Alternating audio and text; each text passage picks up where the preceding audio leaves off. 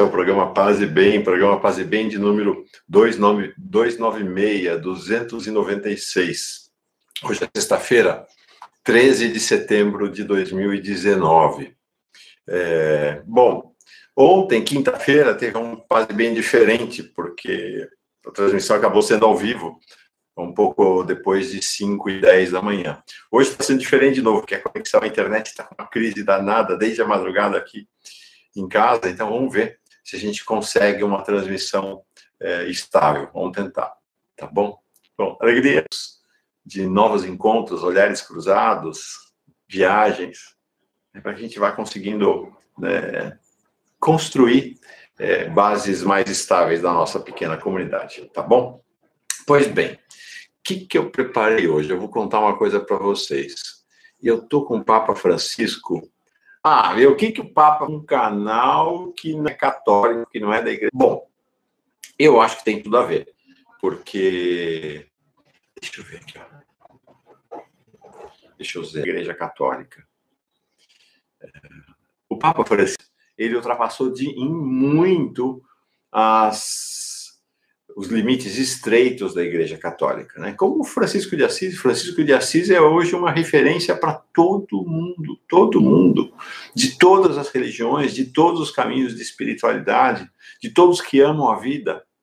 Assim é o Papa Francisco. O Papa Francisco tornou-se hoje uma referência para todos aqueles e aquelas que amam a vida ao redor do planeta. É nosso líder comum. Paz e bem. Cumprimento de São Francisco. É Francisco de Buenos Aires, é Francisco de Roma, assim como foi Francisco de Assis. Então, o Papa nos interessa a todos nós.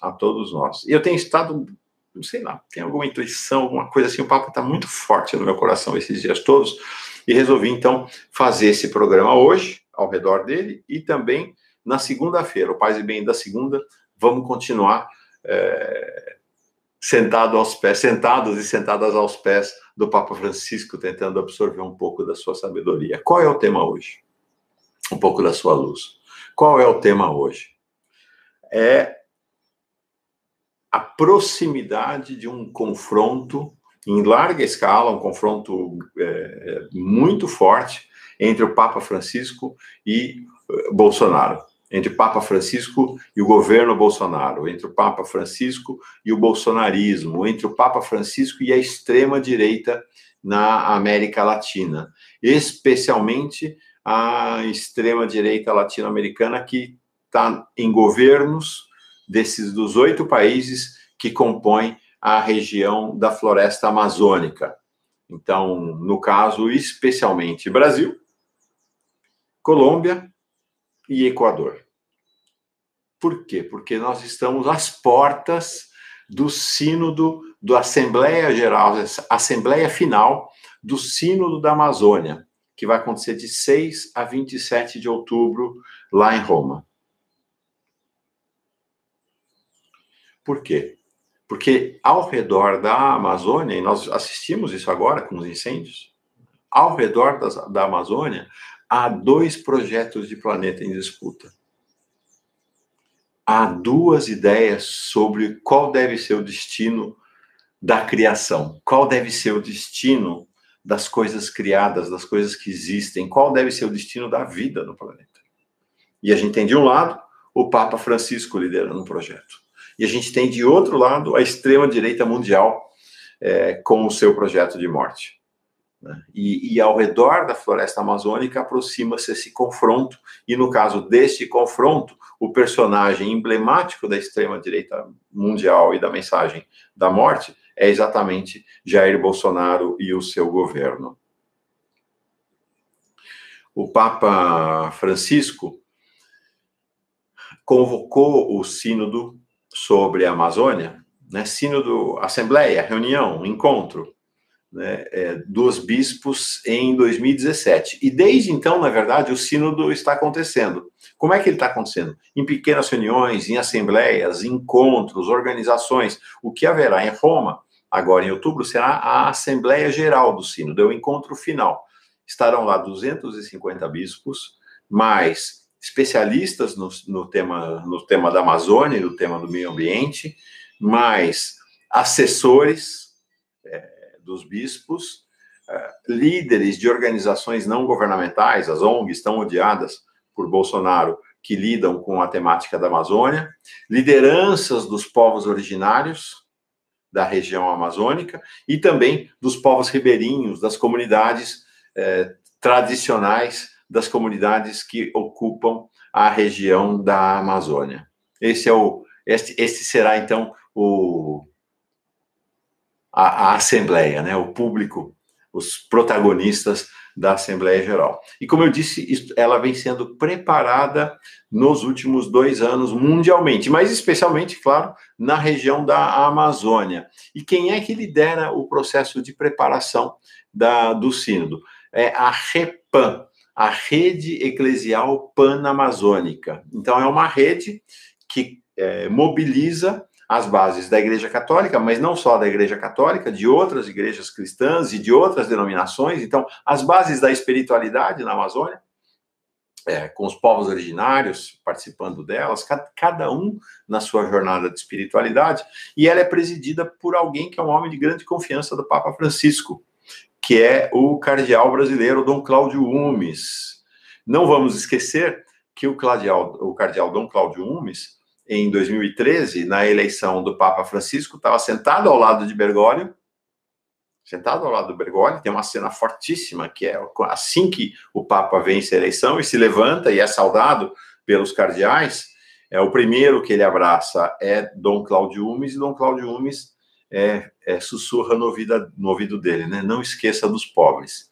E o Papa relata que isso foi decisivo, inclusive para a escolha dele do nome de Francisco, né? Para que Bergoglio se tornasse Francisco, Papa Francisco. Dom Cláudio, e o Papa fez questão, ali então já Papa, fez questão que Dom Cláudio Umes, que não tinha nenhum motivo para isso, nenhum motivo protocolar para isso, aparecesse no balcão ali do Vaticano, ao lado dele, na primeira saudação que ele fez ao planeta. E essa saudação foi belíssima, não sei se vocês lembram. O Papa curvou-se diante do planeta, né? Aquele momento em que o Papa se curva diante do planeta, né, da multidão que estava ali na Praça Dom Pedro, mas estava sendo transmitido mundialmente, portanto o Papa curvou-se diante de toda a humanidade, né, naquele momento, e acho que eu fico emocionado, e acho que a gente não entendeu a dimensão daquele gesto, né? A gente estava tão inebriado com aquele argentino, né, que foi eleito de maneira estranha, ninguém conhecia muito bem, fora dos marcos da igreja, né? A gente estava tão inebriado com aquela novidade que não entendemos a profundidade daquele gesto, né? O Papa curvando-se diante do mundo, ao contrário da tradição monárquica papal, na qual o mundo deveria curvar-se diante do Papa, né? Foi muito forte, muito forte. Então, o Papa vem nesta jornada, liderando o processo de construção do sínodo, e está acontecendo algo muito interessante, muito importante também, que é, no processo de constituição, de construção do sínodo da Amazônia, a Igreja do Brasil, especialmente a sua liderança institucional, a Conferência Nacional dos Bispos do Brasil, começa a sintonizar-se, né, a direção da CNBB começa a sintonizar-se com o Papa. Por que eu digo começa a sintonizar-se? Porque este não tem sido um caminho dos últimos anos. Isso não tem sido um caminho dos últimos anos. Nos últimos anos, a gente tem assistido à Conferência Nacional dos Bispos do Brasil, que foi tão fundamental na luta contra a ditadura militar, que foi tão decisiva na construção de uma teologia popular no Brasil, a teologia da libertação, se acomodou, foi tomada pelos moderados, né? Havia uma aliança tradicional dos moderados com os progressistas na fase em que a CNBB estava vinculada, de fato, à religiosidade do povo brasileiro. Essa aliança rompeu-se, os moderados passaram a liderar a Conferência Nacional dos Bispos do Brasil, não mais em aliança com os progressistas, mas de maneira aparentemente independente e debaixo imobilizada, praticamente paralisada, sob a chantagem dos conservadores, da direita e agora mais recentemente da extrema-direita da Igreja Católica. Os moderados têm lá o argumento deles, né? Ah, não, nós não podemos confrontar, não podemos dividir a igreja. Mas eu pergunto, quem é o líder da CNBB? Não é o Papa? E o Papa, né? Porque a CNBB diz, não, a igreja está muito dividida, os conservadores têm um peso muito grande aqui na igreja brasileira, então a gente não pode confrontar, a gente não pode dividir. E na igreja mundial? E na igreja mundial, qual é o cenário? É muito diferente do cenário da igreja brasileira. E o Papa não confrontou, e o Papa não afirmou uma liderança progressista, uma liderança de esquerda, para falar a palavra que deve ser dita, uma liderança de esquerda na Igreja Católica. Então, a CNBB esteve distante do Papa nesses tempos, tímida do Papa e do povo brasileiro, né? Nós assistimos uma cena constrangedora, que foi o primeiro gesto do novo presidente da CNBB, o arcebispo de Belo Horizonte, Dom Valmor. O primeiro gesto dele foi visitar o Bolsonaro. Então, uma das cenas mais constrangedoras, patéticas da história da Conferência Nacional dos Bispos do Brasil. Eles tem um argumento de realpolitik, né? Realpolitik, né? Política de realismo, que é, não, eu sou o presidente da CNBB, né? Então eu sou a representação institucional dos bispos do Brasil e preciso visitar o presidente da República, que é a representação institucional do poder no Brasil. Vou dizer para vocês, para a liderança da CNBB, uma ova. Porque a referência, quem deve ser a referência do presidente da CNBB? É o Papa. Eu pergunto para o Papa, ele tem hoje como que dupla cidadania. Ele tem uma cidadania mundial, mas o Papa tem uma dupla cidadania argentino, Bergoglio, e romana, italiana, Francesco. Né? Essa é uma dupla pertença do Papa Francisco, mesmo porque, como o Papa diz, e isto é de fato, o Papa é menos o bispo do mundo e mais o bispo de Roma. O Papa é o bispo de Roma. Né? E nesta condição ele é um entre todos os demais bispos do mundo. Né? Com uma diferença, né? Ele foi escolhido para liderar a igreja, mas ele é o bispo de Roma. Então o Papa tem essa dupla cidadania, né? Romano, italiano e argentino. Pois bem, alguém viu o Papa visitando a Argentina desde que foi eleito? Alguém viu o Papa visitando o Macri, país dele? Alguém viu o Papa recebendo o líder da extrema-direita italiana, ou até agora, que acabou de cair, o ministro do interior da Itália, o Matteo Salvini? E olha, o que teve de pressão para que o Papa recebesse o Matteo Salvini? Mas pressão em cima de pressão. E o Papa não recebeu, não tem conversa. Não tem conversa. O Papa sabe a quem ele é fiel. Daí, o que aconteceu? Está lá o Papa. E o Matteo Salvini caiu, e a extrema-direita está, nesse momento, passando a defensiva na Itália. Como, se Deus quiser, passará a defensiva em todo o planeta. Então, essa conversinha de que a realpolitik, eu preciso ir lá visitar, conversa fiada. O presidente da CNBB tinha que ter ido visitar o Lula na cadeia, isso sim. E isso é dramático, isso depõe contra a Igreja Católica no Brasil. Nenhum líder da CNBB, nenhum bispo, desde 7 de abril de 2018, foi visitar Lula na cadeia. Lula, que é o maior líder católico, o maior líder político católico da história do país. Talvez o maior líder político católico da história da humanidade. Botou Lech Walesa, que era a grande referência de líder católico operário no mundo, até então, no chinelo. Né? Lech Walesa, com final de vida triste, no ostracismo, vinculado à direita polonesa. Lula é o grande líder católico. Mas claro que ele é muito mais do que isso. Ele, assim como Francisco, ele está muito além das fronteiras, está muito além dos limites. Nós estamos preparando o livro sobre a espiritualidade de Lula. A espiritualidade de Lula não está contida nos estreitos limites da igreja, institucionais da Igreja Católica. Mas ele é católico. E o presidente da CNBB tinha que ter ido lá. E não o Bolsonaro. O Papa 0. E ele cobre o Lula de gestos. Cobre o Lula de gestos, amizade, carinho e boas palavras e bênçãos.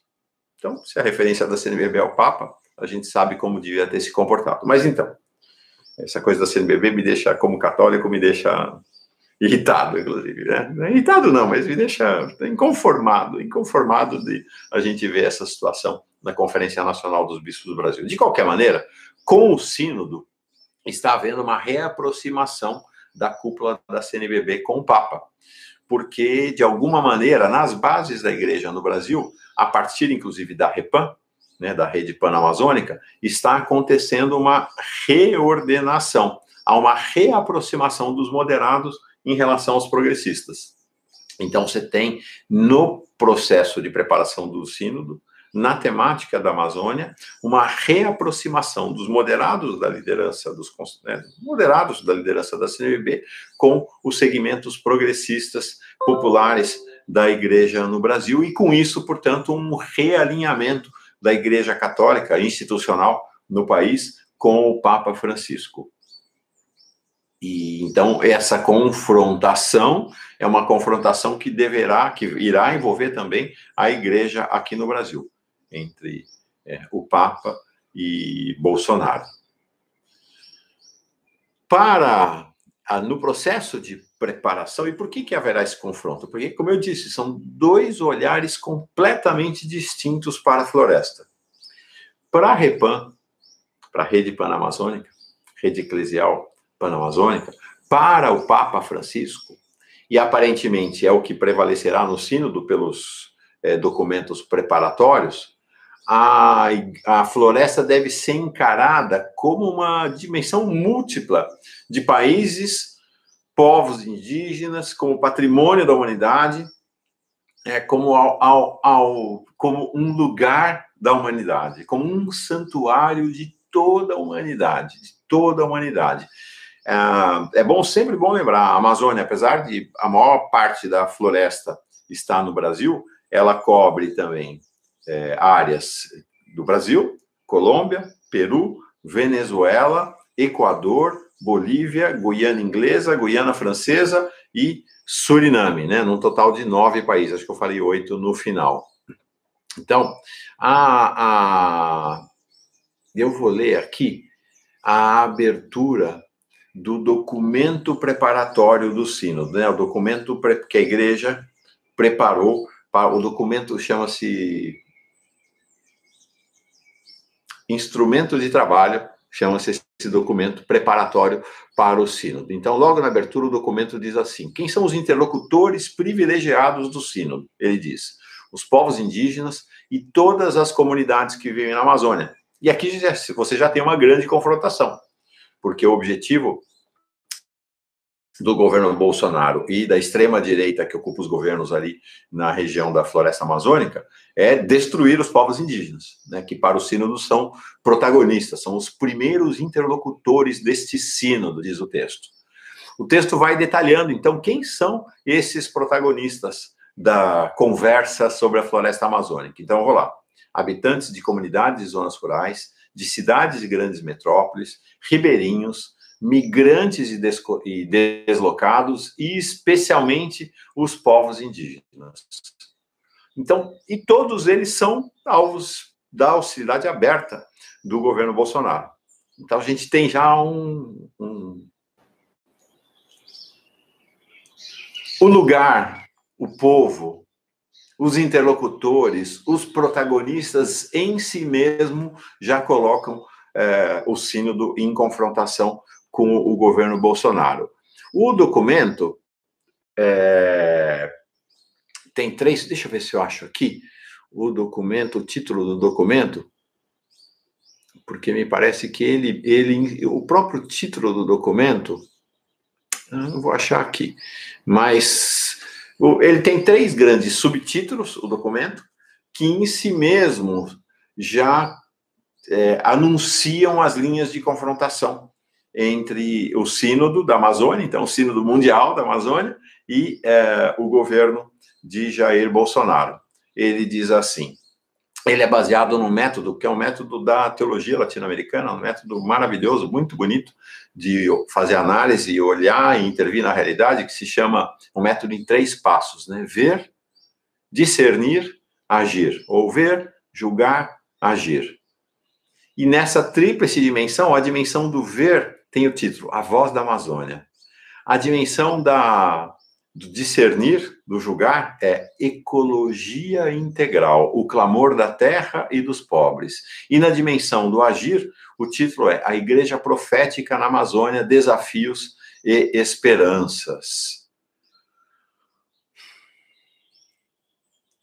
E logo no capítulo, eu vou encerrar, já estamos esgotando o tempo. E logo no capítulo sobre a dimensão social da presença da igreja na região, a redação tem um radicalismo ímpar, raro, é muito bonito. Diz assim, ó: hoje, o grito da Amazônia ao Criador é semelhante ao grito do povo de Deus no Egito. É um grito desde a escravidão e o abandono, que clama por liberdade e pela escuta de Deus. É um grito que pede a presença de Deus, especialmente quando os povos amazônicos, ao defenderem suas terras, se confrontam com a criminalização do seu protesto, tanto por parte das autoridades, como pela própria opinião pública, ou quando são testemunhas da destruição da floresta tropical, que constitui seu habitat milenar, ou quando as águas dos seus rios se enchem com espécies de morte em lugar de vida. Lindo, né? Lindo. Então é este o contexto do confronto que se prepara. O Bolsonaro tem atacado diretamente o Sínodo, a ABIN, Agência Brasileira de Inteligência, né, a agência de espionagem do governo brasileiro, tem declarado abertamente que está espionando a realização do Sínodo, e há uma sequência de ataques, né? Semana passada, o general que é o grande líder, foi o grande líder do golpe em 2016 e tem sido o principal fiador do governo Bolsonaro, que é o general Vilas Boas, o Pinochet brasileiro, né? Ele, assim como o Pinochet foi nomeado pelo Allende e traiu para o golpe agora, nós celebramos a triste memória do golpe do Chile, de 1973, há 2 dias atrás, né? Foi em 11 de setembro. Aqui o general Vilas Boas é o mesmo padrão do Pinochet, né? Nomeado por Dilma, traiu a democracia do país e foi o principal fiador do golpe de Estado de 2015 e 2016. Ele deu uma entrevista semana passada atacando violentamente o Sínodo. Então, esse é o confronto, né? Esse é o confronto que se anuncia, e nesse confronto eu quero dizer para você, quero dizer para mim, a gente tem um lado. A gente tem um lado. E este lado implica mobilização e solidariedade. Eu acredito, aqui no fundo do meu coração, que se nosso líder maior, nosso presidente, for libertado antes da realização do Sínodo, né? Então, que acontece agora em outubro, deixa eu ver mais uma vez a data, né? A Assembleia Geral do Sínodo, que acontece, eu falei no começo, entre 6 e 27 de outubro, meu coração diz que o Lula irá a Roma. Será convidado pelo Papa para ir a Roma e ter alguma participação no Sínodo. Seria maravilhoso, né? O encontro dos dois grandes líderes da humanidade nesse momento. Então é isso. Acho que a gente deve estar preparadas para essa situação de confronto entre o Papa e a extrema-direita latino-americana, mundial, e especialmente entre o Papa e o governo Bolsonaro. Vamos ter momentos de grande tensão agora, ao longo do mês de outubro. E nosso caminho de paz e bem, nosso caminho de espiritualidade, é estarmos muito unidas ao Papa Francisco, que, como eu falei, é o Francisco, é o herdeiro do primeiro Francisco, do primeiro Francesco, herdeiro do Francisco de Assis. E, portanto, alguém que está muito, muito, muito além dos muros da Igreja Católica. É de todos nós. Então, para encerrar, meu Deus do céu, o tempo passou. E eu comecei muito tarde, olha, a Passarada está cantando aqui, já é 6 da manhã, o final dessa gravação, o programa já devia estar indo ao ar, e hoje eu não errei, não foi ao vivo, já acabei gravando, vai atrasar. Mas estamos juntos, né? Estamos juntos. Então vamos encerrar abrindo espaço para que o nosso coração esteja sereno, mas ao mesmo tempo seja capaz de realizar esse tríplice passo, né? De ver, discernir e agir em relação a esse confronto que se anuncia e se aproxima, tá bom? Vamos lá, gente. Espinha ereta, como sempre. Coração tranquilo. Hoje vocês estão vendo, né? Já deu para ver, né? Não estou trabalhando.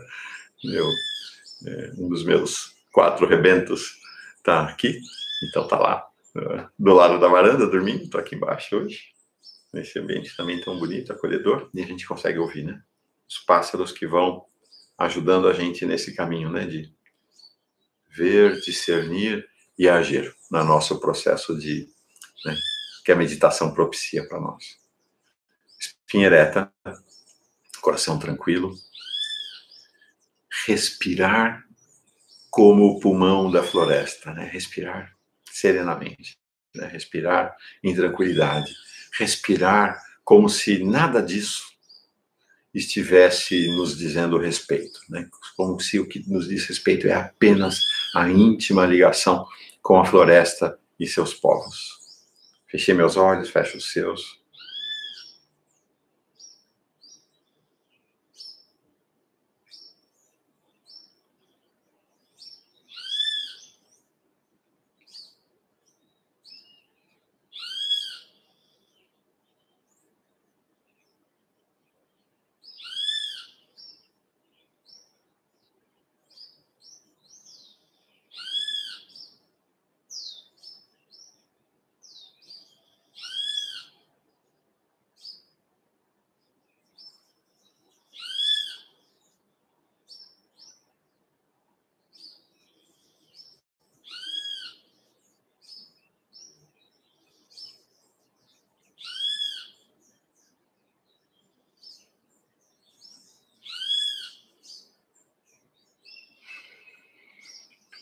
Então, deu para ouvir durante a meditação, né? Durou exatamente a nossa meditação. Há um clamor pela vida. Há um clamor pela vida. Nós fazemos parte desse clamor. E, ao mesmo tempo, devemos escutar esse clamor. E colocarmos todos nós, a caminho. A caminho. Tá bom? Paz e bem. Boa sexta-feira para todo mundo.